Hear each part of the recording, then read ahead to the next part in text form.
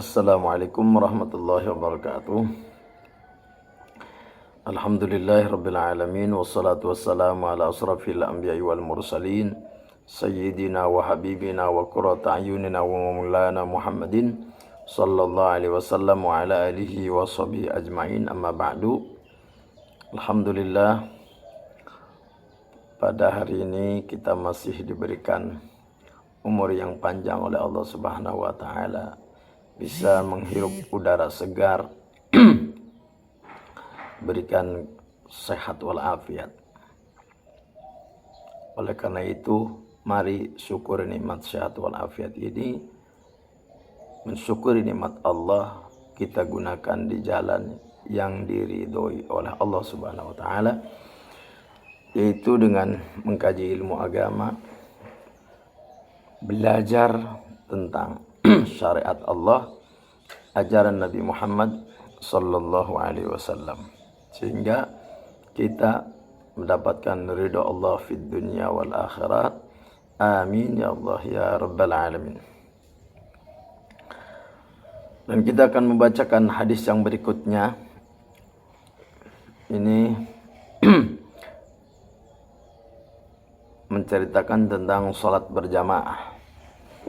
An Abi Hurairah radhiyallahu anhu qala Rasulullah sallallahu alaihi wasallam, salatul rajuli fi jama'atin tazidu ala salati fi baitihi wa salati fi suqihi bid'an wa 20 darajah. Seorang yang salat berjamaah di masjid itu ganjarannya lebih afdal, lebih utama daripada salat di rumah, bedanya 27 derajat. Kok bisa begitu? Dijelaskan oleh Nabi wa dzalika, demikian itu anna ahadum, karena seseorang idza tawaddaa, apabila dia berwudu, fa ahsanal wudu, dia membaguskan wudunya, summa atal masjid, dia berangkat ke masjid, la yanhazuhu illa lis-shalah, yang mana dia tidak keluar terkecuali untuk sholat ke masjid, lam yakhut khutwatan illa rufi'a lahu biha darajah, tidaklah dia melangkah dari rumahnya ke masjid terkecuali setiap satu langkah dia akan menaikkan derajat dia tinggi di sisi Allah Subhanahu wa taala. Wa khutta anhu biha khati'ah, dan akan dilebur setiap langkahnya itu akan menyebabkan dia dilebur satu dosa. Apalagi kalau ke masjidnya jauh, tentu derajatnya semakin tinggi dalam pandangan Allah dan dosa-dosanya diampuni oleh Allah Subhanahu wa taala. Hatta yadkhulal masjid, sehingga dia masuk masjid. Fa idza dakhalal masjid fa kana fi shalah ma kanat as-salatu hiya tahbisuhu wal malaikatu shalluna ala ahadikum ma dama fi majlisil ladzi shalla fihi yaquluna Allahumma arhamhu Allahumma ighfir lahu. Jika kita masuk masjid untuk sholat, maka malaikat menghampiri kita dan berdoa kepada kita, Allahumma arhamhu, ya Allah kasihanilah dia, Allahumma ighfir lahu, ampunilah dosanya. Sedangkan doa malaikat itu diijabah oleh Allah Subhanahu wa taala. Jadi kita ketika masuk masjid, kita disambut oleh para malaikat, dan malaikat mendoakan kita, Allahumma arhamhu, ya Allah kasihanilah dia, ya Allah ampuni dia, Allahumma tub alaih, ya Allah berilah dia hidayah untuk tobat, ma lam yu'dhi fihi ma lam yuhdis fihi, selagi dia tidak mengganggu orang di masjidnya. Malam yuhdis fihi, selagi dia tidak batal, artinya itikaf, zikir di sana. Jadi makanya bedanya sholat di rumah dengan di masjid itu 27 derajat. Itu karena ada masuk masjid, ada jalan kaki, beda sama di rumah. Jadi bedanya 27 derajat. Kalau kita pakai logika akal kita, apalagi sekarang BBM lagi naik, seandainya kita 10.000 beli bensin di dekat rumah kita dapat 1 liter, namun ada di kabupaten sana yang jaraknya 1 jam atau 2 jam misalnya. Kalau dari sini dari Kuningan ke Cirebon atau ke Indramayu misalnya. Di sana 10.000 dapat 27 liter. Kira-kira logikanya orang akan pada beli ke sana tidak? Pasti.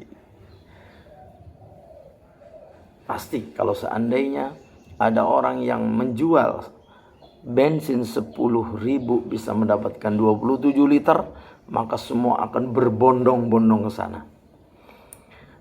Demikian pun orang yang beriman. Orang yang iman kepada Allah, iman kepada Rasulullah, iman kepada akhirat, dia tidak akan menyepelekan hal ini. Sebagian orang yang mendapati ada satu tempat yang mana bensin 1 liter 10.000 mendapatkan 27 liter, orang tidak akan melewati kesempatan ini.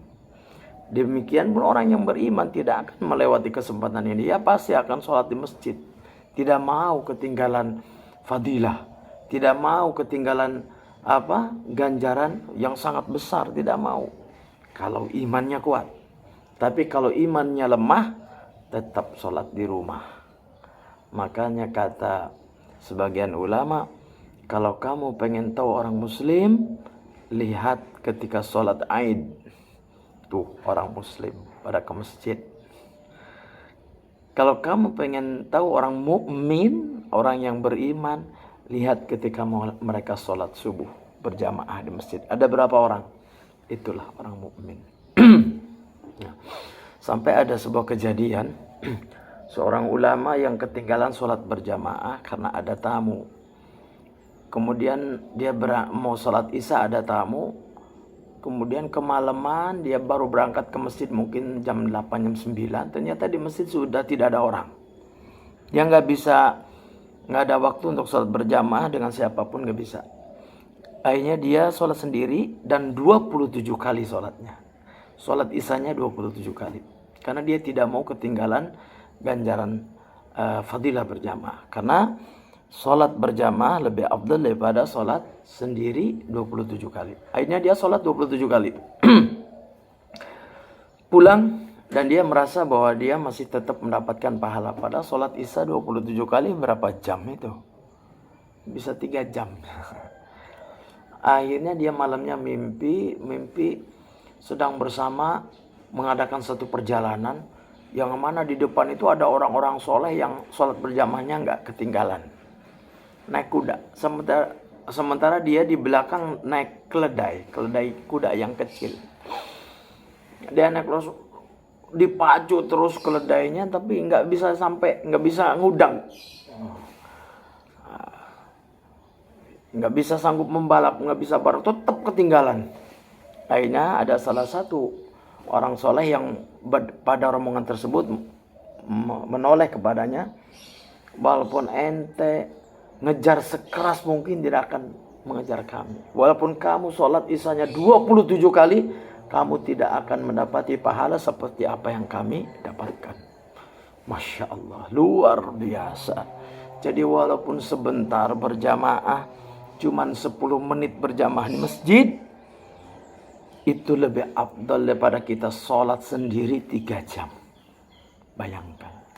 Kalau orang-orang betul-betul mukmin, dia tidak akan mau ketinggalan pahala. Dia tidak akan mau ketinggalan kemuliaan ini. Pasti dia ingin selalu sholat berjamaah. Hadani Allah wa ikum ajma'in.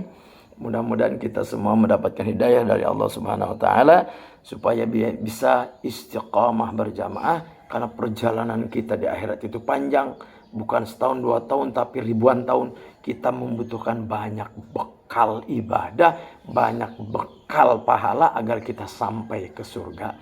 Semoga amal ibadah kita semua diterima oleh Allah Subhanahu wa taala.